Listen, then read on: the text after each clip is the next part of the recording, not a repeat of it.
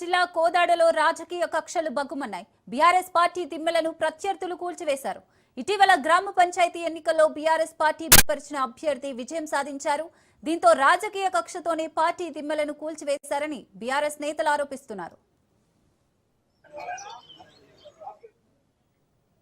ఇదే అంశానికి సంబంధించి మరిన్ని డీటెయిల్స్ మా ప్రతినిధి పుల్లారావు అందిస్తారు. పుల్లారావు, సూర్యాపేట జిల్లా చిలుకూరు మండలం పాత కొండాపురం గ్రామంలో కొంత ఉద్రిక్త పరిస్థితి నెలకొంది. కాంగ్రెస్ పార్టీకి అదేవిధంగా బీఆర్ఎస్ పార్టీకి సంబంధించినటువంటి కార్యకర్తలు అనేవారు ఒక్కసారిగా కూడా ఇక ఆ గ్రామంలో రోడ్లపైకి రావడంతో ఉద్రిక్తత నెలకొంటే పోలీసులు వెంటనే ఏకపక్షానికి చేరుకున్న పరిస్థితి నెలకొని చెప్పవచ్చు.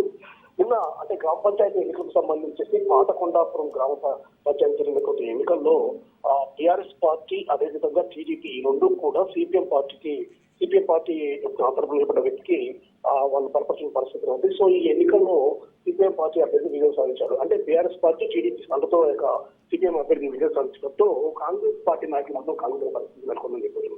సో ఇదే విషయానికి సంబంధించి ఎప్పుడైతే గ్రామ పంచాయతీ విజయం సాధిస్తున్నారో నిన్న గ్రామంలో విజయోత్సవ ర్యాలీ అనేది బీఆర్ఎస్ అదేవిధంగా సిపిఎం టీడీపీ వాళ్ళు నిర్వహించిన పరిస్థితి ఉంది.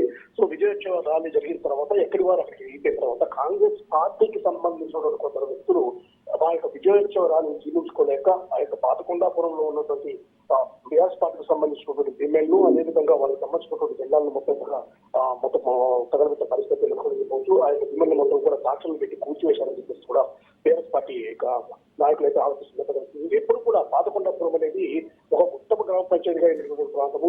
ఎప్పుడు కూడా ఈ రాజకీయ కక్షలు అనేవి ఇక్కడ లేవు. అలాంటిది గ్రామంలో ఈ విధంగా కాంగ్రెస్ పార్టీకి సంబంధించినటువంటి నాయకులు గ్రామం ఉద్రిక్త వచ్చే విధంగా చేస్తున్నారని చెప్పేసి కూడా బీఆర్ఎస్ పార్టీ నాయకులు మాత్రం వాపోతున్న పరిస్థితి ఉంది. ఇదే విషయానికి సంబంధించి స్థానిక ఎమ్మెల్యేగా ఉన్నటువంటి పద్మావతి ఈ యొక్క విషయంపై దృష్టి సారించాలి.